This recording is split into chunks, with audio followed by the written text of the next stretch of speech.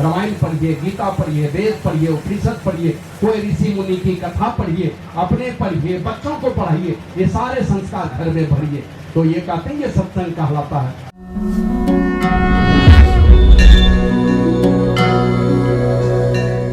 तपस्या करते हैं, ये उस गंगा में जाके समाहित हो जाती है, उस गंगा के जल में ये शक्ति चली जाती है। इसलिए इसको क्या कहा, भजो रे मन राम चरण सुखदाई, जिन चरणन ते निकसे सुरसरी, शंकर जटा समाई, जटा शंकरी नाम तिहारो, त्रिभुवन तारन आई।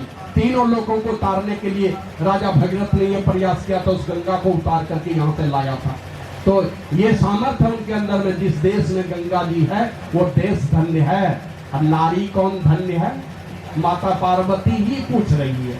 अब उनको लगता है कि कहीं मेरा नाम आना चाहिए कि उत्तम तो तुम ही हो, तो वो नहीं कहते हैं तुम हो। क्या कहा, धन्य नारी ब्राह्मण खानदान की, क्षत्रिय खानदान की, वैश्य खानदान की, कि शूद्र खानदान की। नहीं, किसी भी खानदान की नारी धन्य है अगर उसमें एक गुण है। वो कौन सा गुण है, कहते धन्य नारी। कौन नारी धन्य, कहते पतिव्रत अनुसारी, जो पतिव्रत धर्म के अनुसार चलती है। ईशा एकदम अनुशासन में, पतिव्रत धर्म के अनुसार, उनके आदेश और उपदेश के घेरे में रह करके। आप लोग जानते हैं ये माता सीता की कहानी आप लोग सुने होंगे। एक दिन जब लव कुश ने पकड़ लिया, राम जी के द्वारा छोड़ा गया उसने एक जगह का घोड़ा, तो किसने पकड़ा, लव कुश ने। लाई हुई दंगल, पहले भरत को, शत्रुघ्न को, लक्ष्मण को मार के मूर्छित कर दिया। हनुमंत जामवंत को बांधा और लेकर के घोड़ा को ले जाके बांध दिया। अब तब गया है जाके माँ को कहा है, माते हमने ये घोड़ा पकड़ा है, और राम का भाई लक्ष्मण, शत्रुघ्न, भरत तीनों को मार के मूर्छित कर दिया। उनके क्या सेनापति को मार के मूर्छित कर दिया, हनुमान को बांधा और जामवंत को भी बांधा है। अब इतना कहना था तो माता सीता फुट फुट करके रोने लगी और रोते हुए कहती है, तुमने लक्ष्मण को मारा है, लक्ष्मण को मूर्छित कर दिया, तुमने हनुमंत को बांधा। कहा कि हाँ। तो माता सीता रोते हुए जंगल में कहती है, वाल्मीकि मुनि के कुटिया में, वो हनुमंत और लक्ष्मण ये दोनों तो मेरा बड़ा बेटा है, बड़ा बेटा है दोनों। अब जिस लक्ष्मण को और हनुमान को वो बड़ा बेटा कहती है, आज जब सीता हरण हुआ था, हनुमान जी गए थे इन्हें पता करने के लिए, राम जी की मुंद्रिका लेके गए थे ना, पता भी कर लिया था कि अशोक वाटिका में है। पता करने के बाद अगर हनुमान जी का नाव पर बैठा कर लेके चले आते, इस पार ला सकते थे कि नहीं, हनुमान जी ला सकते थे। जब वो धौलागिरी पर्वत उठा सकते हैं तो देवी सीता को क्यों नहीं उठा सकते, तो देवी सीता को उठा के ला सकते थे। देवी सीता आई हनुमान जी के साथ, देवी सीता आई हनुमान जी के साथ, साफ मना कर दिया। मैं जानती हूँ कि हनुमान मेरा बेटा है, दुनिया वाले मानेंगे, दुनिया वाले तो परपुरुष कह करके मानेंगे, है मेरा बेटा, है ना। लेकिन है ना, जैसे छोटे भाई की पत्नी किस रूप में मानते हैं उसको, बहन के रूप में, नहीं तो बेटी के रूप में। उसके बाद भी हमारे यहाँ देहात में क्या करते हैं, उनसे परहेज करते हैं, परहेज, है ना। वो एक क्या कहते हैं, एक सीमा है उसका। परहेज करने का मतलब कि मेरी बेटी है, मेरी छोटी बहन है, ये पवित्रता से रहे, संसार में बिल्कुल पवित्र रहे, पर पुरुष से किसी प्रकार से शरीर का स्पर्श नहीं हो जाए। यही भावना रहती है बड़े भाई की, मेरी बहन बिल्कुल पवित्र दशा में रहे, मेरी बेटी बिल्कुल पवित्र दशा में रहे। तो माता सीता ने हनुमान जी को बेटा तो माना, लेकिन दुनिया के लोग मानेंगे क्या, उनको तो परपुरुष मानेंगे। तो देवी सीता उनके कंधे पर नहीं बैठी, क्योंकि मेरे सतीत्व धर्म का की अवहेलना हो जाएगी, पातिव्रत धर्म का भंग हो जाएगा, पातिव्रत धर्म की अवहेलना हो जाएगी। हनुमान जी के कंधे पर बैठ करके नहीं आए। तो वही शंकर भगवान कहते हैं माता पार्वती को, पार्वती दुनिया में वो नारी धन्य है जो पातिव्रत धर्म के अनुसार चले।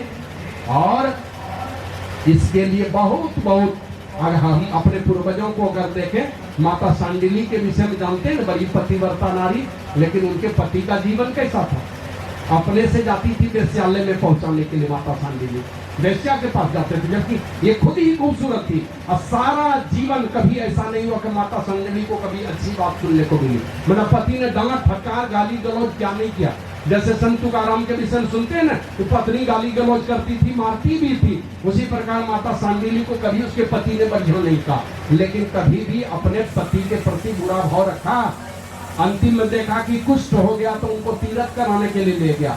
मांडव ऋषि ने सजा दे दी तो सूर्य भगवान से प्रार्थना किया कि सूर्य भगवान तुम उदित नहीं होना, अगर उदित हो गया तो मेरा पति मर जाएगा, मैं विधवा हो जाऊंगी, मेरा सारा संसार लूट जाएगा। तो सूर्य भगवान को रोकना बंद कर दिया और यही कहा कि हमने मन से, वचन से, कर्म से कभी भी अगर पर पुरुष का चिंतन हमने नहीं किया है, इस पति को ही अपना सर्वस्व अर्पित किया है, तो तू कभी भी मना उदित नहीं होना। अगर मेरे में ईमानदारी है तो पतिव्रता की बात कौन टाले।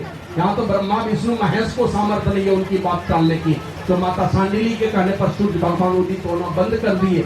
यहाँ तक कि धरती रसातल में जाने की नौबत आई तो माता अनुसुईया के कहने पर फिर से सूर्य भगवान को उदित होने के लिए कहा।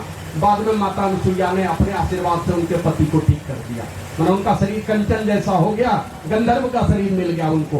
कहने का मतलब पतिव्रता धर्म में इतनी शक्ति है, और पतिव्रत की शक्ति को कौन नहीं जानता। एक दिन गुस्से में आकर के माता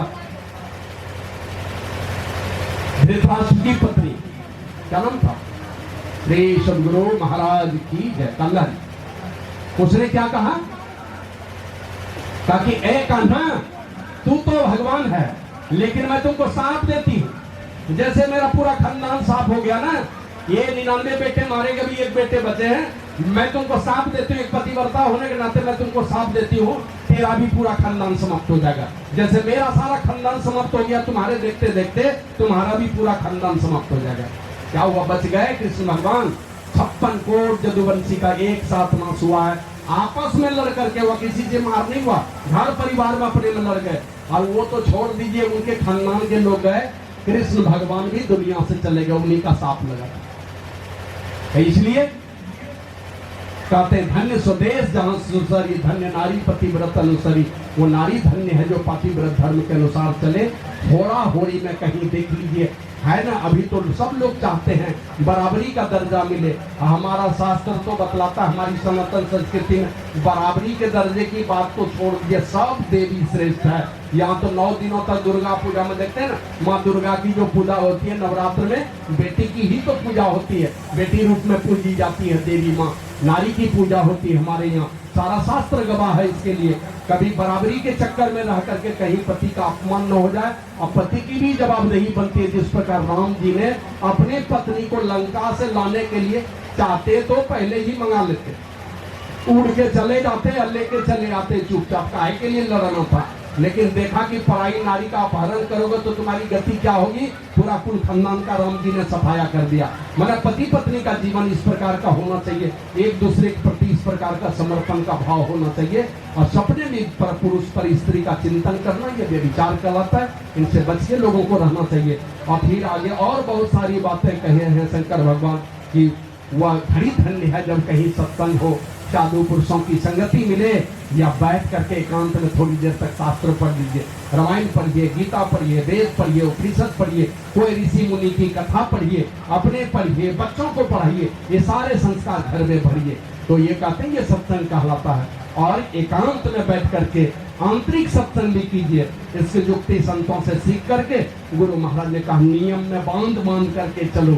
अब बाबा कबीर तो कहते निर्बंधन बंधा रहे, बंधा निर्बंध हो, कर्म करे करता नहीं दास कहावे सो। भक्त असल में कौन होगा, दास असल में कौन होगा, कहते हैं निर्बंधन बंधा रहे। जो कोई नियम कानून में नहीं चलेगा ना, वो हमेशा बंधन में बंधा रहेगा, कर्म के बंधन में बंधा रहेगा। और बंधा निर्बंध हो, मतलब जो नियम कानून में अपने आप को बांध करके रहेगा, वही सदा सदा के लिए कर्म के बंधन से मुक्त हो जाएगा, वही निर्बंध होगा। तो निर्बंधन बंधा रहे, मतलब बिना नियम कानून का चलेंगे तो कर्म के बंधन में बंधे रहेंगे, और नियम कानून में अपने को बांध के चलेंगे तो कर्म के बंधन से आप मुक्त हो जाएंगे। और कर्म करे करता नहीं, कर्म करेगा वो, लेकिन कर्ता का भाव नहीं आएगा कि मैं कर रहा हूँ, बस परमात्मा करवा रहे हैं, उनकी मर्जी से सारा कुछ हो रहा है, मैं कुछ नहीं कर रहा हूँ। कर्म करे करता नहीं, हम करता नहीं है, कर्म करने वाले हैं, परमात्मा कराने वाले, उनकी मर्जी से हो रहा है। और दास कहा वैसो, वही असल में दास होता है, वही असल में भक्त होता है। तो वो घड़ी आए आंतरिक सत्संग हो, और आंतरिक सत्संग में संतों से युक्ति जान करके पहले हम लोग मानस जप करते हैं, थोड़ी देर मन ही मन, कितनी देर, 1 घंटा बैठना था, 20 मिनट बैठ करके मन ही मन जप करेंगे। दृष्टि है एकदम धुंधले अधिकार में स्थिर है और मन जप कर रहा है। जो मंत्र दिया है दुनिया का सारा ख्याल भूल करके किया, बस एक ही ख्याल हो कि हम यहाँ जप करने के लिए बैठे हैं। कोई चीज हमको, जैसे देखते हैं ड्यूटी में हम बैठे रहते हैं, अरे यार डिस्टर्ब मत करो, किन्हीं से बात कर रहे होते हैं, बोलते हैं देखो अभी हमको डिस्टर्ब नहीं करना, भी फलाने जगह फलाने साहब से बात हो रही है। तो उसी प्रकार जब जप करने के लिए बैठे तो मन को समझा दीजिए, ऐ मेरे मन कहीं जाना नहीं, और गुरु महाराज से प्रार्थना भी कर लीजिए, गुरुदेव इतनी कृपा कीजिएगा मन कहीं हमारा भाग करके चला नहीं जाए, गुरुदेव कृपा बनाए रखिएगा। एकांत में बैठ करके एकदम लगातार, अगर 1 घंटा ध्यान करना तो 20 मिनट तक ये जप कर लीजिए लगातार। और इसके लिए गुरु महाराज लिखते हैं, संस्कृति संताप से कांप रहे, भव घोर भ्रमति भाप रहे, अतिने ढारस दे समझाए कहे, गुरु नाम सुमर सत संतों ने। सारे सच्चे संतों ने क्या कहा, अगर संस्कृति के संताप में तुम जल रहे हो, हाँप रहे हो, मन हपस रहे हो तुम, संस्कृति मन जन्म मरण के दुख से, जैसे हिरन दौड़ते दौड़ते हपसता है ना, कुत्ता हाँपता है, उसी प्रकार अगर आवागमन के दुख से तुम दुखी होकर के अगर हाँप रहे हो, और भव भौर भ्रमति भाप रहे, भव भंवर में फंस करके तुम हाँप रहे हो, और संस्कृति के संताप से तुम कांप रहे हो, तो कहते तीन ढाढ़स दे समझाए कहे, उनको ढाढ़स दिया है संतों ने। क्या करने से संस्कृति के संताप से कांपना छूटेगा, अब भव भौर में फंस करके जो हाँफना चल रहा है, हपस रही है, कैसे छूटेगा, तो तीन ढाढ़स दे समझाए कहे, गुरु नाम सुमर सब संतों ने, गुरु नाम का सुमरन कर लो, मैंने संतों ने जो नाम सुमरने के लिए बताया उस नाम का सुमरन कर लो, अर्थात गुरु के युक्ति से सुमरन कर लो, तो ये हपसना छूट जाएगा, आवाजाही का दुख मिट जाएगा। और गुरु ध्यान धरो मन में अपने, मन में क्या करना है, गुरु का ध्यान धरना है। तो मानस जप कर लीजिए, मानस जब 20 मिनट तक करेंगे, एकदम धुंधले अंधकार में दृष्टि है, मन है मंत्र में लगा हुआ, जप चल रहा है। और इसके बाद क्या करेंगे, गुरु ध्यान धरो मन में अपने। अब गुरु का ध्यान धरना है, अपने मन में धरना है। शरीर कहीं किसी कोने में रख दीजिए, जंगल में रखिए, स्कूल में रखिए, छत पर रखिए, कहीं भी शरीर है, मन कहाँ रहेगा, गुरु के मूर्त में टिका हुआ। तो गुरु ध्यान धरो मन में अपने, और गुरु ध्यान धर करके मानस मूर्ति का ध्यान कर लेंगे, और तिल द्वार लखो तन में अपने। तिल द्वार मन आज्ञा चक्र में, ताकि ये टकटकी लगा करके तिल द्वार लखो तन में अपने, अपने ही तन में तिल द्वार है, आज्ञा चक्र है, दशम द्वार है, और वो है यहाँ से ऊपर है, दोनों नेत्रों के बीच में है, वहीं से द्वार खुलता है परमात्मा का। तो तिल द्वार लखो तन में अपने, और श्रुति जोड़ी चलो ध्वनि धारण में। श्रुति को, ख्याल को जोड़ो कहां पर, ध्वनि के धारण में, मेरा अंदर में शब्द होता है, उस शब्द को पकड़ने में अपनी अपनी सूरत को जोड़ो, वहां पर ध्वनि सुर, गुरु ध्यान धरो मन में अपने, तिल द्वार लखो तन में अपने, और श्रुति जोड़ी चलो ध्वनि धारण में। ये यत्न कहे सब संतों ने, सारे संतों ने ये यत्न बतलाया है कि अपने सूरत को जोड़ करके ध्वनि धारण की ओर चलो, मतलब उस शब्द को पकड़ने की ओर चलो। तो ये काम करना है, वही आंतरिक साधन करने में दृढ़ता के साथ गुरु मंत्र का जप कर लीजिए, 20 मिनट जप करना है, और गुरु के मानस मूर्ति को मन और दृष्टि दोनों गुरु के रूप पर टिकी है। धुंधला भी रूप आ जाए किसी तरह से, हूबहू आ जाए तो बहुत सौभाग्यशाली, धुंधला भी अगर आ जाए तो बड़ा ही भाग्यशाली है आप।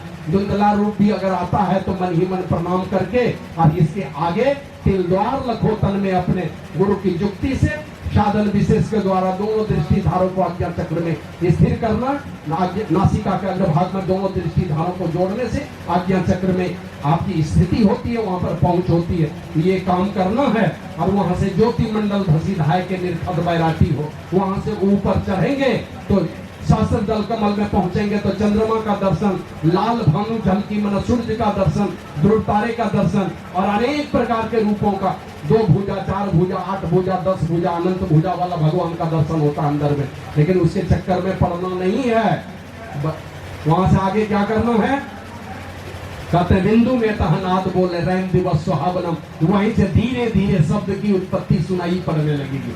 देखते हैं यहाँ से आवाज दूर तक नहीं जा रही है, थोड़े दूर तक यहाँ निकट आएगा तो धीरे धीरे आवाज सुनाई पड़ने लगती है। तो वो आवाज आती है, यहाँ से नीचे भी आती है, लेकिन वो पकड़ने की क्षमता इसलिए नहीं हो पाती है, जब तक यहाँ से ऊपर नहीं पड़ेंगे तो साफ साफ आवाज नहीं सुनाई पड़ेगी।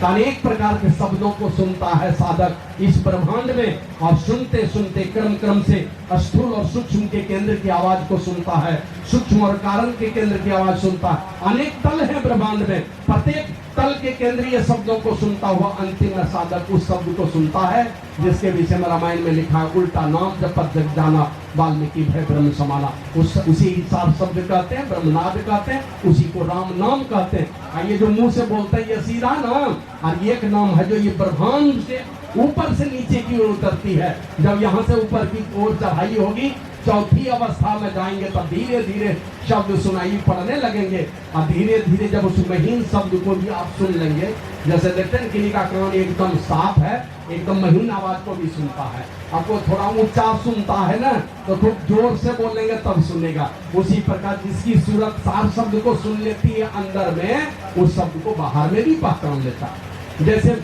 4-5 लड़का कहीं अखंड राम धुन गा रहा, हरे कृष्ण कर रहा है, अब बीच में मेरा भी एक छोटा भाई गा रहा है, तो हम लोग अपने भाई की आवाज को पकड़ते हैं कि नहीं? अपने बेटे की आवाज को पकड़ लेते हैं कि मेरे बेटे की भी आवाज है इसमें मिली हुई, क्या घर में उस आवाज को पहचानते हैं। तो उसी तरह ब्रह्मांड में जो परमात्मा की ओर से आने वाली ध्वनि को सुनता है, वो परमात्मा में ले जाने का सामर्थ्य रखता है, परमात्मा में मिलाने का सामर्थ्य है। उस शब्द को जो सुन लेगा ना, वो आंख खोल करके भी उस शब्द को सुन लेगा। बस पकड़ में आ जानी चाहिए एक बार। जैसे एक बार अंधे आदमी को चीनी खिला दीजिए, ये चीनी है, अब 15 दिन के बाद फिर चीनी खिला दीजिए, पहचानेगा कि नहीं? वो पहचान लेगा कि चीनी का ऐसा ही स्वाद है। उसी प्रकार आंतरिक नाद को जो सुनता है, सार शब्द को जो सुनता है, वो साधक बाहर में भी सुन पाएगा, मतलब खुले कानों से भी सुन लेगा वो। जैसे पाइथागोरस के विषय में सुनते हैं ना लोग, हम लोग तो पढ़े के बड़े गणितज्ञ हुए, लेकिन बड़े संत हुए हैं। वो पृथ्वी की आवाज को सुनते थे। ये पृथ्वी जो चलती है अपने अक्ष पर चक्कर लगाती है या सूर्य के चारों तरफ घूमती है ना, इस आवाज को भी वो सुन लेते हैं। और वो शब्द को सुन लिया तो दुनिया में कहीं कुछ घटना घटित हो रही, दुनिया के सारे चीजों को आप सुन लेंगे। माने अंतर्नाद को सुनना दूर सुनने में कारण है, और दोनों दृष्टि धारों को जोड़ करके एक बिंदुता की प्राप्ति कर लिए, उस बिंदु दर्शन को करके दूर दर्शन प्राप्त किया जाता है। मतलब कहीं का भी कुछ देख लेंगे। ये दुनिया का सबसे बड़ा दूरबीन है, एक बिंदुता का साधन। तो ये काम करने के लिए संत महात्मा दिखला देते हैं, तो कहते हैं धन्य घड़ी सोई जब सत्संगा, और धन्य जन्म बीज भगत अभंगा। वह समय धन्य है जब सत्संग हो, और वह धन्य जन्म बीज भगत अभंगा। वह जीवन धन्य है जब द्विज की अभंग भक्ति करने का सौभाग्य मिले। अभंग माने अटूट भक्ति करने का सौभाग्य मिले। और द्विज कहते हैं जिनका दूसरा जन्म हो गया है। दूसरा जन्म का मतलब ऐसे तो हम लोग यही समझते हैं कि ये माँ के कोख से जन्म लिए और दूसरा गुरु जी के यहाँ संस्कार लिए, या ब्राह्मण क्षत्रिय आदि में उपनयन संस्कार होता है, इसको भी दूसरा जन्म माना जाता है भी।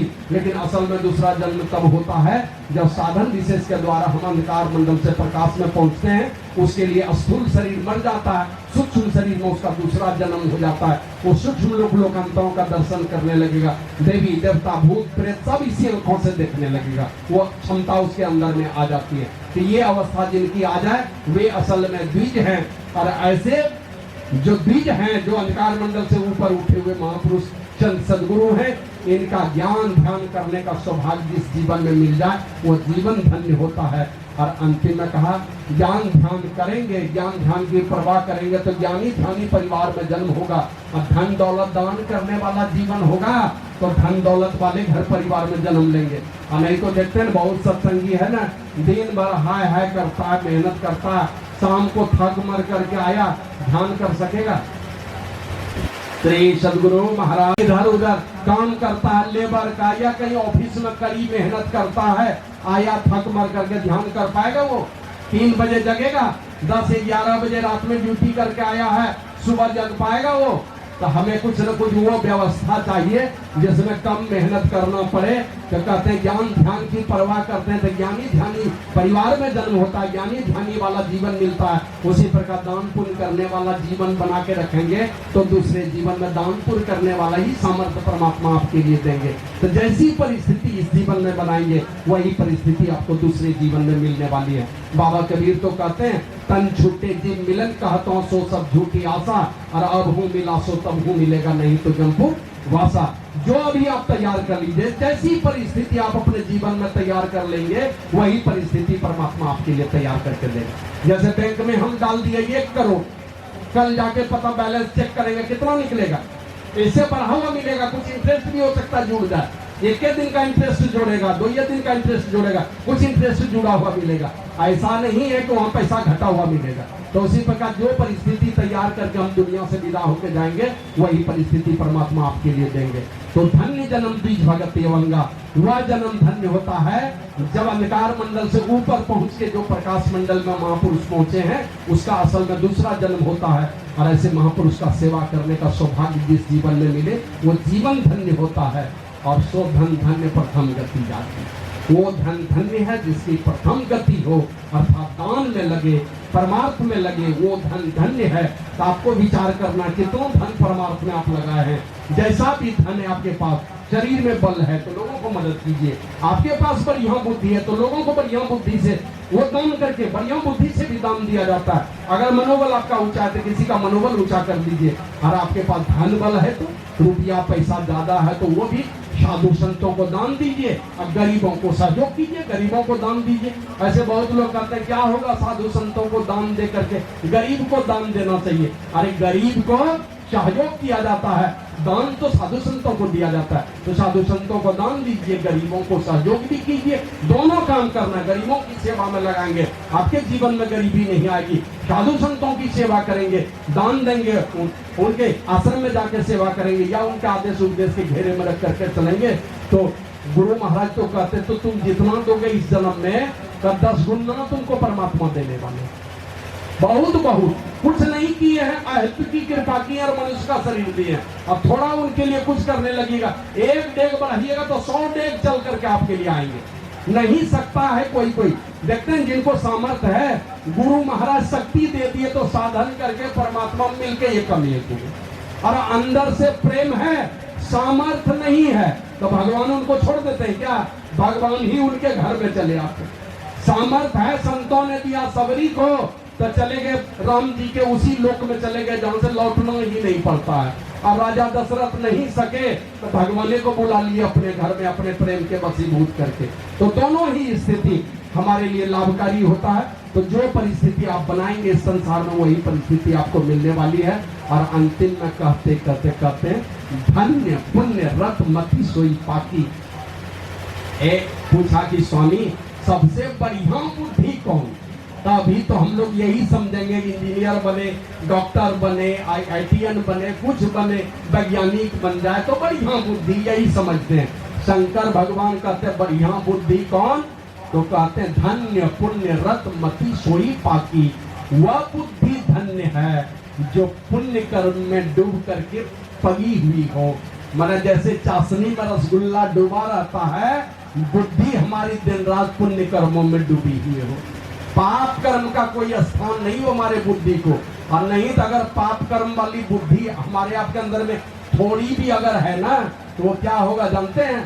आपके पूरा शरीर बढ़िया है, छोटा सा घाव, इतना छोटा सा मक्खी कहाँ पर आके बैठती है, बस उसी पर जाकर के परेशान करेगा। तो थोड़ी भी पाप बुद्धि आपके पास है, पुण्य बुद्धि भी है, लेकिन पाप बुद्धि अगर थोड़ी भी है ना तो क्या करेगा वो जानते हैं? अंतिम में पाप बुद्धि ही आकर के प्रकट हो जाएगी, बस उल्टा पुल्टा चिंतन करा देगा। तो दिन रात हमारी बुद्धि पुण्य कर्मों में डूबी हुई रहे, मन 5 पापों से बिल्कुल सचेत होकर के रह करके नियमित रूप से करना क्या है, किसी भी तरह से हमारे मन में घुसे नहीं वो पाप। तो गुरु महाराज कहते हैं सदगुरु सदगुरु निति ही पुकारत, छीजत पाप समूह रहे, छींचता रहेगा, घीसता रहेगा वो पाप का समूह। और सदगुरु रूप ही में धारत काम क्रोध मद लोभ दया। अगर सदगुरु के रूप को अपने मानस पटल पर आपने धारण कर लिया, अपने इष्ट के रूप को मानस पटल में धारण कर लिया, तो सदगुरु रूप ही में धारत काम क्रोध मद लोभ दया। काम क्रोध आदि सारे विकारों का दहन हो जाएगा। मैंने पांचों पापों से बचा के रखिए। आप सदैव गुरु मंत्र जपते रहिए, गुरु मूर्त का ध्यान करते रहिए, तो इससे क्या होगा, सारे पाप छींचते रहेंगे, घिसते रहेंगे, धुलते रहेंगे। और गुरु मूर्त को अगर ठीक ठीक आपने बिठा लिया अपने मन में, तो गुरु महाराज कहते हैं सारे पापों का दहन होता रहेगा। फिर आप आग लगती रहेगी, सारे पापों का अग्नि दहन होता रहेगा, वो फिर आपके अंदर में प्रवेश करने वाला नहीं। इन दोनों कामों से रोकना है, पांचों पापों से बचा के रखना है, लेकिन घुस नहीं जाए इसके लिए गुरु मंत्र का जप और गुरु के मानस मूर्ति का मानस ध्यान करते रहना है, इससे आप बच पाएंगे। तो वही कहते ये बुद्धि धन्य है जो पुण्य कर्म में डूब करके पगी हुई हो। मैंने सत्संग कीजिए, ध्यान कीजिए, गुरु मंत्र का जप कीजिए, साधु संतों की सेवा कीजिए, न गुरु दरबार में जाकर सेवा कीजिए, और बढ़िया साधन भजन करते बिंदु ध्यान कीजिए, नादानुसंधान का अभ्यास कीजिए। नहीं है तो शास्त्र पढ़िए, कोई न कोई तरह से मन को पवित्र काम में उलझा के रखिए। और नहीं तो जहाँ छुट्टी मिलेगी ना, थोड़ी सी छुट्टी दिए कहाँ जाएगा जानते हैं ना, बस वही सुअर वाली हालत है, भागेगा पिस्ता खाने के लिए, उसी तरह मन चला जाएगा पृथ्वी सेओं की तरफ, दौड़ करके भाग के चला जाएगा उधर। तो कहते हैं वो बुद्धि धन्य है जो पुण्य कर्म में डूबी हुई हो सदैव। और नहीं अगर पुण्य कर्म में डुबा के रखेंगे तो पाप कर्म के चला जाएगा। जैसे खेत में देखते हैं ना, जुताई करते हैं, बुआई करते हैं, पटवन करते हैं, गोड़ाई करते हैं, खाद देते हैं, तो फसल होता है ना। और जोतना छोड़ दीजिए तो क्या होगा, खेत की जुताई गोड़ाई छोड़ दीजिए, क्या होगा, ऐसा घास फूस उसमें पैदा होगा ना, उस खेत की उर्वरा शक्ति को खत्म कर देगा। तो सत्संग कीजिए, ध्यान कीजिए, बार बार कीजिए, नहीं तो मन ही आपका कहेगा, मैं इतना आलसी कि मन को दूसरे चीज में इधर उधर मन लगने लगेगा, इधर आना नहीं चाहेगा। तो ये काम जीवन में करना है। फिर आगे शंकर भगवान से माता पार्वती जो अंतिम सवाल किए हैं, माता पार्वती कहते स्वामी सबसे बढ़िया खानदान कौन सा, उत्तम खानदान, सबसे बढ़िया खानदान, सबसे बड़ा वंश कौन सा है। तो शंकर भगवान कहते हैं सो कुल धन्य ए पार्वती, वह खानदान धन्य है, जगत पूज्य, संसार में पूजनीय है वो खानदान। तो संसार के लोग उस खानदान की पूजा करेंगे। अच्छा सच सच बताइए, गुरु महाराज का भतीजा है ये, वो अभी यहाँ पर आ जाए, कौन आदमी प्रणाम नहीं कीजिएगा, सब करेंगे प्रणाम, भतीजा है उनका। एक बार गुरु महाराज के खानदान का इतना छोटा लड़का आया, सब लोग उनको प्रणाम करता था, गुरु महाराज के खानदान का लड़का। गुरु महाराज के पास डॉक्टर ये राजेंद्र सिंह जिनसे दीक्षा लिए थे ना गुरु महाराज, वकील से लिए थे दीक्षा, उनका एक बेटा था। वो बेटा जब गुरु महाराज के पास आते थे ना, तो उनको आदर से बिठाते थे और गुरु महाराज कहते थे ये मेरा गुरु पुत्र है, माने इनके पिताजी मेरे गुरु हैं, इनसे हमने दीक्षा लिया है। इस प्रकार गुरु महाराज उनका आदर करते थे।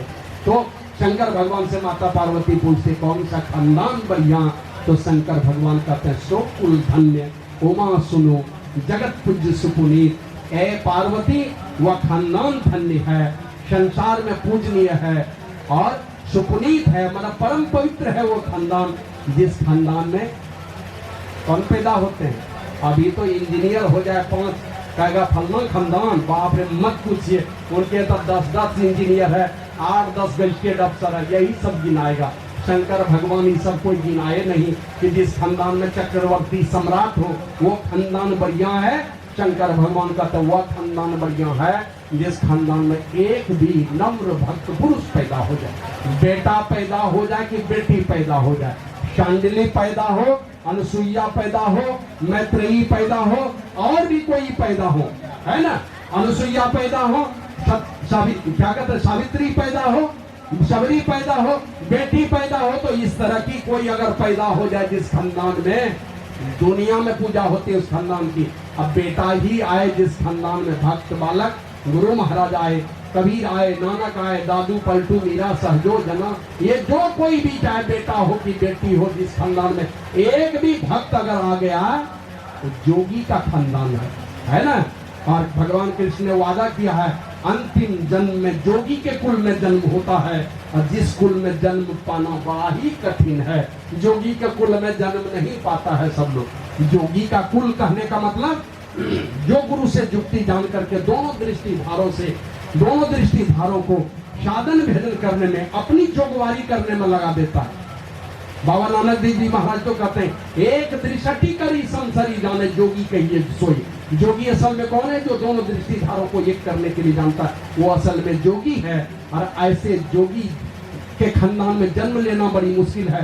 और ऐसा जोगी जिस खानदान में पैदा हो गया, ऐसा भक्त जिस खानदान में पैदा हो गया, वो खानदान संसार में पूजनीय हो जाता है और परम पवित्र है वो खानदान, और धन्य है वो खानदान जिस खानदान में इस प्रकार के भक्त पैदा हो जाते हैं।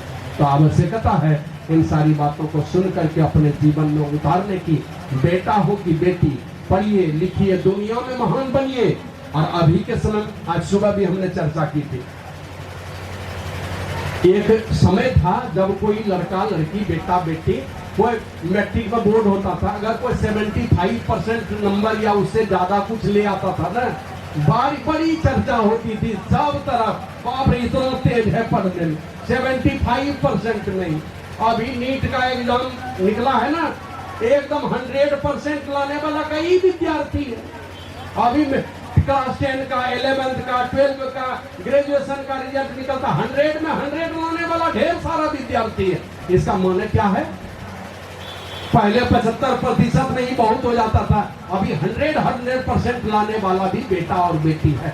माने इसका मतलब है कि कुशाग्र बुद्धि का बेटा और बेटी है निश्चित रूप से इस भारत भूमि में। और पढ़ने में कितना तेज है जानते हैं ना?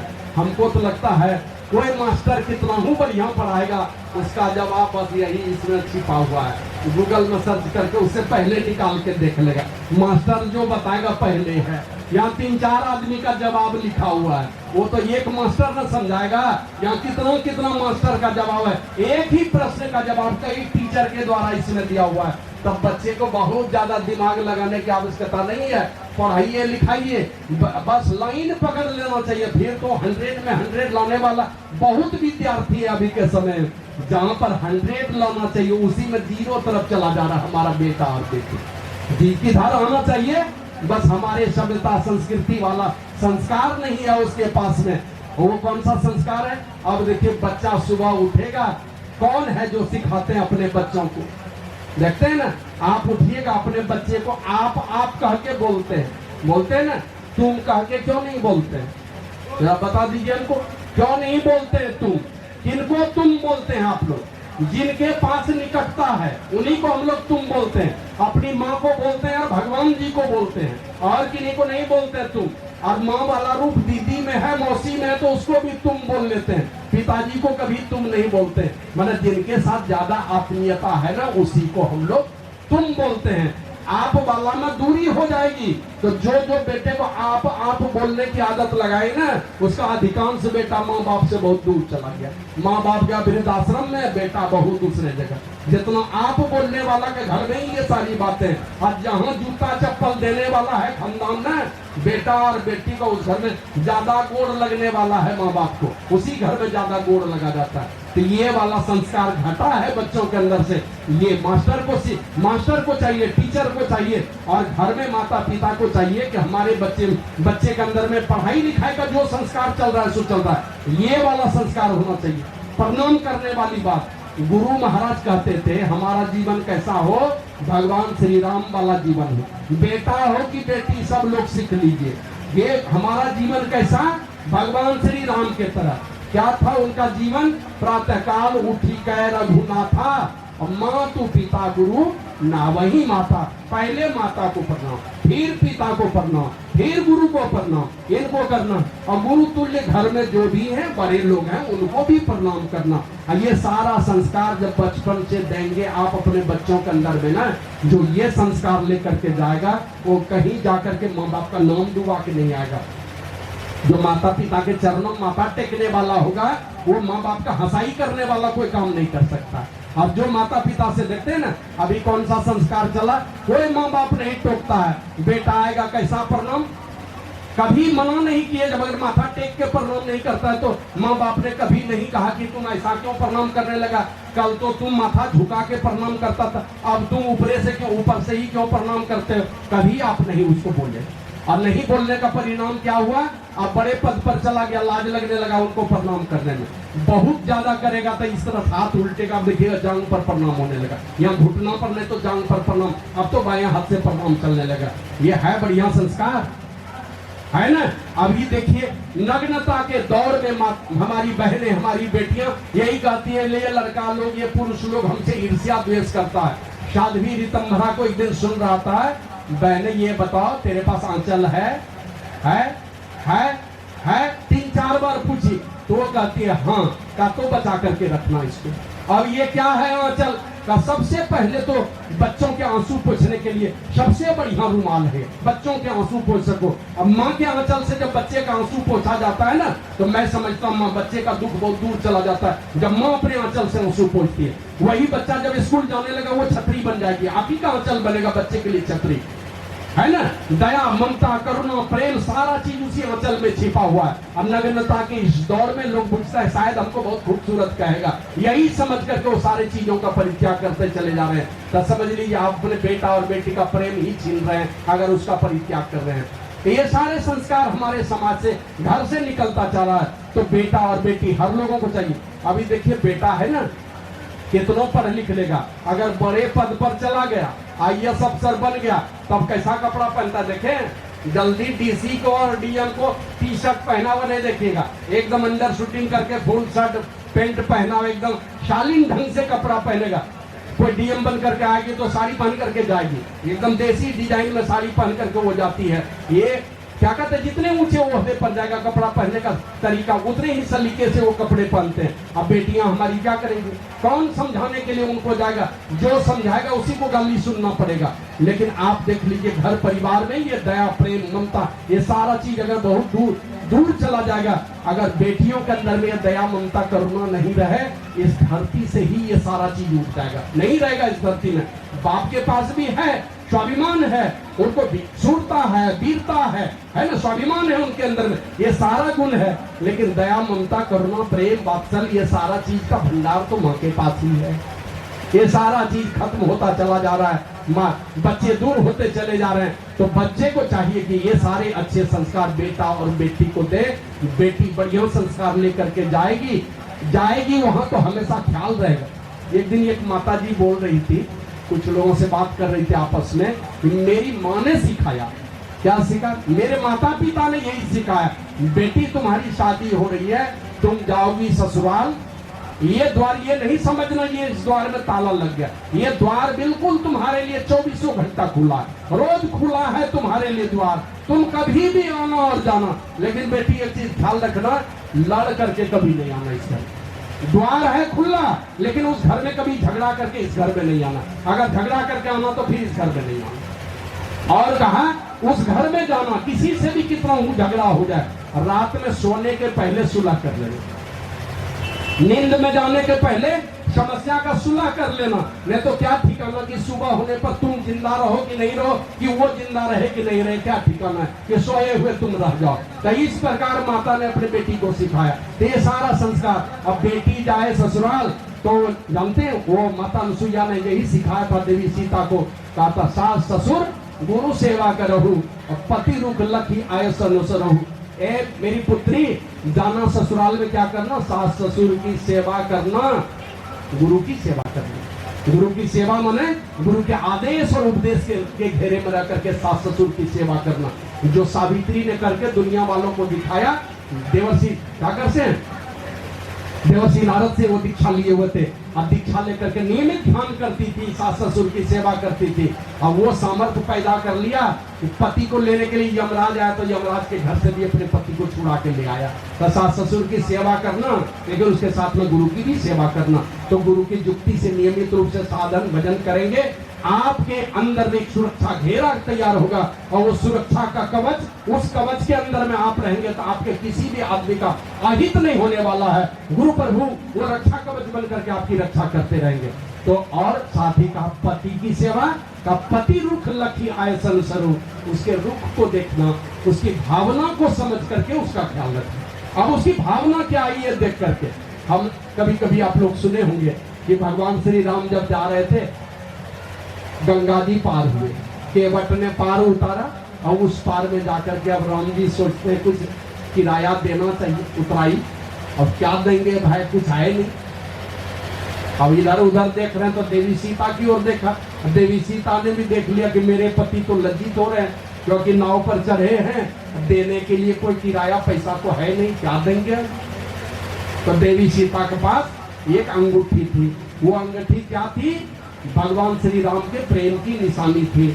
अब माता कैकेयी ने जब सारा वस्त्र उतरवा दिया और साध्वी का माने तापस का वेश पहनाया था, वनवासी का कपड़ा पहनाया था, माता कैकेयी ने अपने सामने में सारा जेवर जेवरात उतरवा लिया। तो माता सीता ने वो वाली अंगूठी के विषय में कहा, माते ये वाले मेरे स्वामी श्री राम की प्रेम की निशानी है, ये वाली निशानी रखने दी, प्रेम की निशानी है।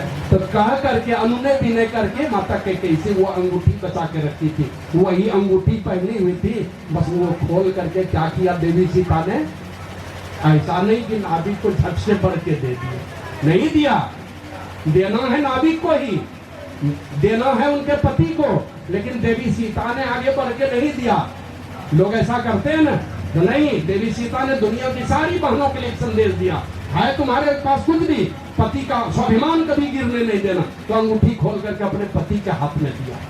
मांगा नहीं प्रभु श्री राम ने, लेकिन वो अंगूठी खोल करके पति के हाथ में दिया कि मेरे पति ही उनको देंगे। चाहती तो वो अपने भी दे देती, अपना नाम कमा लेती, लेकिन अपने ही स्वामी का अपमान हो जाता। तो कभी ये भाव नहीं रखना, माने कहने का पति रुख लखी आय सरो, पति के भावनाओं का कदर करके उनके आदेश का पालन करना चाहिए। इस प्रकार का उपदेश माता सीता को किया था। तो ये सारी भावनाएं लेकर के बेटी जाए ससुराल, और ये वहां जाए तो आप जानते हैं बड़ा बोझ है।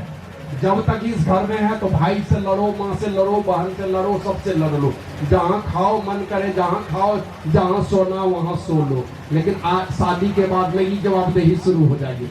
ये मनमानी अगर चली तो भारी बदनामी है। ये क्या कहते हैं, ये परिस्थिति को बदलना होगा। खाने में सोचना है, बैठने में सोचना है, हंसने में सोचना है, बोलने में सोचना है, एक एक कदम बढ़ाने में सोचना है। बिना सोचे चलेंगे तो भारी बदनामी है संसार में। अब थोड़ा सोच समझ करके अगर चलेंगे तो वहां बैठे हैं जो सास ससुर में, वो बस एकदम फोकट में आपके माँ बाप का प्रचारक बन जाएगा। एकदम गदगद, मेरी बहू पता नहीं कितनी अच्छी इनकी माँ होगी, कितना बढ़िया इसका बाप होगा। ऐसा संस्कार भर करके भेजा कि यहाँ हम लोगों को कुछ बोलना ही नहीं पड़ता। मतलब फ्री में वो आपका वो वाला सास ससुर आपके माँ बाप का स्टार प्रचारक बन जाएगा। जितना आपने प्रचार किए वो वाला समधी वहाँ बैठ बैठ करके समधी समधन वहाँ प्रचार करते रहेगा कि हमारा समधी समधन बड़ा ही बढ़िया संस्कार दे करके मेरी बहू को भेजा है। तो बढ़िया संस्कार लेकर के जाए और वहां जाकर के आप एक गलती करेंगे, गलती तो बेटी करती है, अब बदनामी यहाँ घर में बैठे बैठे माता पिता की होती है। गलती वो करेगी, गाली यहाँ पर माता पिता सुनते रहेंगे। तो दोनों की प्रतिष्ठा का बोझ रहता बेटी के माथे पर। नई जवाबदेही शुरू होगी। इस जवाबदेही को भली भांति निर्वहन करने के लिए साधु संतों के पास बीच बीच में जाकर के इसी प्रकार अच्छी अच्छी बातें सुनने से कभी भी उल्टे पुल्टे विचार अगर मन में उठे तो सारे उल्टे पुल्टे विचारों का शमन करते रहते हैं ये साधु संत लोग। बार बार सीखते रहिए, नई ताजगी से अपने आप को भरते रहिए। अब जो चीज सीखी है वो घर में रही। बेटी के लिए जवाबदेही है, बहू के लिए नहीं माने तो नहीं माने, लेकिन जवाबदेही यही है सबको खिलाना। तुम माँ हो उस घर की, भोजन तुमने बनाया, तुम माँ हो उस घर की, सबको अपने हाथों से भोजन कराना अन्नपूर्णा माता की जवाबदेही है तुम्हारे ऊपर। माँ बन करके सबको भोजन कराना, सबसे बाद में तुम करना। घर की मालकिन खा लेगी पहले, उस घर में दरिद्री घुसने का डर रहता है। तो घर की मालकिन को, घर की माँ को, घर की बहू को चाहिए कि सब लोगों को भोजन करा करके बाद में करे। द्रौपदी महारानी यही करती थी ना, बटलोही में देखते थे ना, जब तक द्रौपदी महारानी भोजन नहीं करती थी तब तक उस बटलोही में भोजन नहीं घटता था। और यही है हम भी अपने आश्रम में यही करते हैं। सबका भंडारा होगा तो सबसे बाद में खाते हैं। लोग पूछते हैं आप काहे नहीं खाते हैं पहले? सब साधु को खिलाते हैं, सब सत्संगी को खिलाते हैं, आप सबसे बाद में क्यों खाते हैं? हमको डर लगा रहता है कि मेरे भंडार में दरिद्री नहीं घुस जाए। हम आश्रम का मालिक हैं, हम पहले खा लेंगे तो दरिद्री घुस जाएगी आश्रम में। यही भावना रहती है कि हमारे यहाँ इतने इतने साधु और ये सत्संगी लोग मेरे अतिथि हैं, कब आएंगे मेरे आश्रम में इतने इतने लोग आशीर्वाद देने के लिए हमको। आशीर्वाद ही तो देने आते हैं, तब ने हमारा जय जयकार होता है। नहीं आशीर्वाद देंगे तो काहे को हमारा जय जयकार होने वाला। तो आप सारे लोग आशीर्वाद देने कब आएंगे एक साथ मिल करके? तो यही भावना में बेटी को, घर की बहन को, घर की माँ को चाहिए जिसके ऊपर जवाबदेही है, सबको भोजन कराए, बाद में भोजन करे, सब सो जाए तब बाद में जाए सोने के लिए। और जगना है कब? का सबसे पहले तुम जगो, और जग करके सबको जगाओ समय पर। कम बेटा है ना, वो तो घर घर देते रहेगा, माँ की जवाबदेही बनती है। पिताजी सो जाते थे तो माँ जगाते, बेटा उठ 3 बजे में बिहान हो ले। तो इस प्रकार माँ की जवाबदेही बनती है, घर की जो बहू है उसकी जवाबदेही बनती है, सबको जगाना, सबसे पहले जगना, सबको जगाना, स्नान पूजा करके भोजन बनाना, देवी देवता भगवान को अर्पित करके तब अपने बाल बच्चे पति को भोजन देना। तो इस प्रकार की जवाबदेही लेकर के आपके घर में कभी दरिद्री नहीं घुसेगी। और रात में सोए, सारे लोग सो जाएं तो बाद में अपने सोना, जगना है सबसे पहले। और खिलखिलाते रहना, जैसे इस घर में खिलखिलाती है उसी प्रकार खिलखिलाते रहना। लेकिन खिलखिलाते वही रह पाएगा जो 5 पापों से बच करके समय पर सत्संग करेगा, ध्यान करेगा, बड़े बुजुर्गों की सेवा करेगा, उनका आदर करेगा। इस प्रकार का भाव रख करके जो जिएगा तो वो कुल, ये माँ बाप का कुल और वो कुल दोनों को उजागर करने वाला होगा। और है भी 16 प्रकार के सुख में है, कुलवंती नारी चाहिए। तो आप जिस घर की बहू बने वहाँ कुलवंती बन करके जाए कि वहाँ माता पिता का नाम नहीं डूब जाए, माँ का दूध नहीं लजाए, बाप की पगड़ी नहीं गिरे। इस प्रकार का भाव रखें संसार में। और अपनी अच्छी बोली से, मीठी बोली से दुश्मनों का भी दिल, दुश्मनों का भी मन का हरण कर ले, ये क्षमता हो आपके अंदर में। इतना बढ़िया बोली व्यवहार रखिए, कोई रूठ जाए तो जाकर के किसी तरह से अनुनय भी नहीं करके मना लीजिए। और थोड़ा झुक जाने से अगर परिवार टूटने से बचता है तो थोड़ा झुक करके परिवार को टूटने से बचा लीजिए। क्योंकि आपके पास धन दौलत सब रहेगा, परिवार नहीं रहेगा। कोई आपको अपने घर परिवार के जो चाहने वाले हैं वो नहीं रहेंगे। जो आपका अपना खून है, जो सबसे ज्यादा आपके लिए चिंतित है संसार में, वो होते हैं माता पिता, वो नहीं रहेंगे आपके पास। सारा चीज रहेगा, वो नहीं रहेंगे। तो घर परिवार टूटे नहीं, इसके लिए थोड़ा झुक करके चलने की आवश्यकता है, थोड़ा सह लेने की आवश्यकता है। और सारे समस्याओं का निदान एक ही चीज है। जितनी समस्या है संसार में उसका निदान एक ही, या तो क्षमा कर दो या क्षमा मांग लो। क्षमा कर दो तो समस्या का निदान, नहीं तो छोटा बन करके क्षमा मांग लो तो समस्या का निदान। इसी में समस्या का निदान है। अब बांग्ला में एक कहावत है, जेई सोय से ही महासोय, जे ना सोय से नाश होय। जो नहीं सहेगा उसका नाश होगा, और सहने वाले का ही रहेगा दुनिया में। तो झुक जाएं, छोटा बन करके माफी मांग लें, और अगर बड़े अपने को बड़ा मानते हैं, गलती हो गए तो छोटे को क्षमा कर दें। इसी में समस्या का निदान है। अब दुनिया से कभी ये सब ईर्ष्या द्वेष का पोटरी बांध करके जाने से ये बड़ी रुलाएगा परलोक में। तो इन सारी चीजों से अपने आपको बचा करके नियमित रूप से बढ़िया बोली रखिए, बढ़िया व्यवहार रखिए। थोड़े दिनों का जीवन है, पता नहीं कल फिर मिल पाएंगे कि नहीं मिल पाएंगे, कहा नहीं जा सकता। तो किसी से टूट करके मत रहिए। क्षमा, दया, प्रेम, ममता का भाव रख करके समाज में क्या कहते हैं, प्रेम और सौहार्द का वातावरण बना के रखिए। और नियमित रूप से समय पर सत्संग कीजिए, ये ना छूटे। जैसे हजारों काम छोड़ करके जाते हैं कि ना लघु शंका करने, लग जाए तो क्या करते हैं, कहते हैं गाड़ी छोड़ देते हैं। हम लोग कभी कभी ऐसा देखे, लघु शंका लगा, बाथरूम लगाना, जब दूसरी गाड़ी पकड़ेंगे, टिकट कटाया और गाड़ी पर से उतर गए। अगर शौच लग जाए, शौच लग जाए कि नहीं को पकाना लग जाए, क्या करेगा, गाड़ी छोड़ करके उतर जाता है। तो 1000 काम छोड़ करके शौच जाता है, लघु शंका जाता है। 100 काम छोड़ करके भोजन कर लेते हैं। उसी प्रकार लाख करोड़ काम छोड़ करके भी सत्संग और ध्यान कर लिया कीजिए, नियमित रूप से कीजिए। जो परिस्थिति दी है परमात्मा ने, उसी में परमात्मा को दुहाई दीजिए कि धन्य हो भगवान, तूने मेरे साथ ये परिस्थिति दी है, और सारे संसार का भला हो, आपस में कोई विभेद नहीं हो, कोई ईर्ष्या द्वेष का भाव नहीं रखें, सारा संसार सुखी हो, सबके भले की कामना का भाव लेकर के संसार में रहिए। नियमित सत्संग ध्यान करते हुए साधु संतों की सेवा करने का भाव रखिए। बीच बीच में समय निकाल करके साधु संतों से मिलिए, और कभी कभी मौका निकाल करके अपने द्वार पर भी साधु संतों को बुलाइए।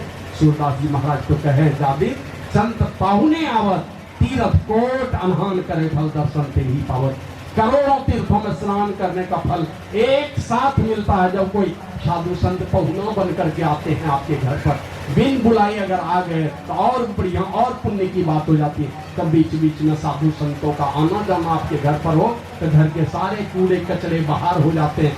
क्या कहते हैं, आसुरी वृत्ति पैशाचिक शक्ति, नकारात्मक शक्ति का प्रभाव आपके जीवन पर होगा। सारी आसुरी शक्ति, पैशाचिक शक्ति दूर चली जाएगी साधु संतों के आगमन से। बाल बच्चे में उल्टे पुल्टे भाव पैदा हो रहे थे, बीच बीच में साधु संतों को बुलाते रहिए, बाल बच्चों को सेवा का अवसर दीजिए, दान पुण्य कराना बच्चे का हाथ से करवाइए, नाम कोशिश कीजिए वो बच्चा दान करे, ये आदत डालिए। अगर हमको 500 डालना है तो 100 करके दोनों बेटे के नाम से डाल दीजिए, बहू के नाम से डाल दीजिए। बहू को कहिए चलो तुम लोग लिखाओ, तो बहू बेटे बहू को कही जाओ तो सत्संग सुनने के लिए हम लोग रहते हैं घर में। तो इस प्रकार की परिस्थिति बनाइए। सास ससुर अपने बेटा बहू को बेटी के तरह और बहू अपने सास ससुर को अपने माता पिता के तरह आदर देने में भाव रखेगा तो कभी झगड़ा झंझट ईर्ष्या द्वेष का भाव पैदा नहीं होगा। ये सारे चीजों से अपने जीवन वर्तमान जीवन को सजाना है और सत्संग ध्यान करके अपने पारमार्थिक जीवन को भी सजाना है। दोनों हाथों में लड्डू है, ये काम हर लोगों को करना चाहिए। और जिस बेटी का ब्याह है वो मैं तो गुरु प्रभु से प्रार्थना करता हूँ कि उनका जो ये पानी ग्रहण समारोह हो भली भांति संपन्न हो और सुखद जीवन हो, उनका दाम्पत्य जीवन जो आगे का हो वो सुखद हो, समृद्धि से भरा हो और शांति में जीवन मिले। ये मैं गुरु प्रभु से प्रार्थना करते हुए, और जो भी सत्संग कराने वाली मेरी बड़ी बहन है, उनके बच्चे हैं, सब लोग मिलजुल करके, आदमी की कमी है, सहयोग करने वाले की कमी है, फिर भी इस प्रकार का सत्संग का आयोजन है। मैं बहुत बहुत गुरु प्रभु से उनके अपनी बड़ी बहन के स्वस्थ जीवन, दीर्घायु जीवन की कामना करता हूँ, शांति में जीवन की कामना करता हूँ। और जो भी सत्संग में सम्मिलित हुए सबका मन विचार बुद्धि इसी प्रकार साधु संतों की सेवा में डूबी रहे। मैं सब लोगों के लिए गुरु प्रभु से प्रार्थना करता हूँ, बड़े लोगों को नमन करता हूँ, छोटे लोगों को बहुत बहुत साधुवाद, बहुत बहुत आशीर्वाद। बोलिए प्रेम से श्री सद्गुरु महाराज की जय। और एक छोटा सा निवेदन है, वो पहले भी शायद कहीं हमने कहा है, आप लोग जानते होंगे। हमारा एक संकल्प है, वो संकल्प क्या है? हमारे आश्रम में तो आश्रम है, गुरु महाराज की जयंती है, 20-21 अप्रैल का सत्संग है, साईं बाबा की जयंती है, दुर्गा पूजा है, सब कार्यक्रम बड़ा बड़ा कार्यक्रम वहाँ चलता रहता है लोगों के सहयोग से। लेकिन हम लोगों ने एक विचार बनाया है कि हम लोग हरिद्वार में गुरु महाराज के नाम पर परमानेंट लंगर समझते हैं, दिन रात भंडारा, माने 10 बजे दिन में शुरू होगा, वो 11 बजे रात में बंद होगा। भंडारा बंद नहीं होगा, सत्संग बंद कर लीजिए, समय पर स्तुति प्रार्थना ध्यान जो करना कीजिए, भंडारा नहीं बंद होगा। जो जाएगा 10-20 हज़ार लोगों के लिए आपको करना है व्यवस्था, डेली खिलाना है, जिनको खिलाना उन्हीं को खिलाइए। जहाँ से जाएंगे तीर्थयात्री तीर्थ करने के लिए, रहने और खाने का व्यवस्था हम लोग निःशुल्क, यही प्लानिंग है हम लोगों का। और उसके लिए हम लोग अभी ज़मीन तो और भी लेंगे, लेकिन अभी हम लोग फिलहाल 5 बीघा ज़मीन, यहाँ के हिसाब से 5 बीघा, लमसम 2.5 करोड़ रुपया उसमें लगेगा। तो हम लोग बात भी कर लिए हैं, 1 लाख एडवांस में टोकन मनी दे दिए हैं, और अगले महीने में कह रहा है एग्रीमेंट करने के लिए, तो उसमें 40-50 लाख रुपया देना पड़ेगा एग्रीमेंट में, और 6 महीने का समय देना चाहता है। ऐसे बोले हैं उसको कि 1 साल का दे दीजिए, एग्रीमेंट में हम 50 लाख पूरा देंगे, लेकिन 6 महीना में नहीं पूरेगा उतना पैसा। तो आप लोगों से निवेदन है, ये बड़ा कीर्ति का काम है, और दुनिया के देशों में ये संदेश जाएगा, दुनिया के अपने देश के सारे राज्य में ये सूचना जाएगी, और गुरु महाराज के कीर्ति का काम होगा।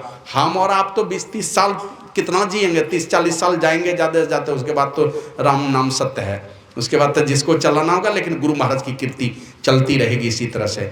तो आप लोग थोड़ा विचार कीजिएगा, मोबाइल नंबर ले लीजिएगा, अकाउंट नंबर है ट्रस्ट का, ट्रस्ट के अकाउंट में डालना है, और उसमें हम लोगों ने विचार किया जो सामर्थ्यवान लोग हैं वो बढ़ चढ़ करके करें।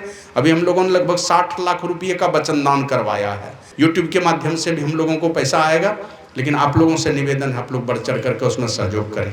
और एकदम जो गरीब लोग हैं उनसे भी कहेंगे 500 दीजिए, 100 दीजिए, 200 दीजिए, कुछ भी दे सकते हैं, उसके लिए कोई ये नहीं है। लेकिन गरीब से गरीब आदमी 5000 देंगे तो हम लोग संगमरमर के प्लेट में नाम डालेंगे वहाँ पर, दोनों पति पत्नी का, और डालने का तो कोई 500 भी दे देगा तो कोई बात नहीं, वो भी सब ट्रस्ट में जाएगा, मेरे व्यक्तिगत अकाउंट में नहीं जाएगा, उसका ऑडिट होगा, समझे नहीं, इनकम टैक्स का रिटर्न फाइल होगा, वो सारा चीज़ होगा उसमें, ट्रस्ट के नाम से चलेगा वो सारा चीज़। तो आप लोगों से निवेदन है थोड़ा इस पर विचार कीजिएगा। श्री सद्गुरु महाराज की जय।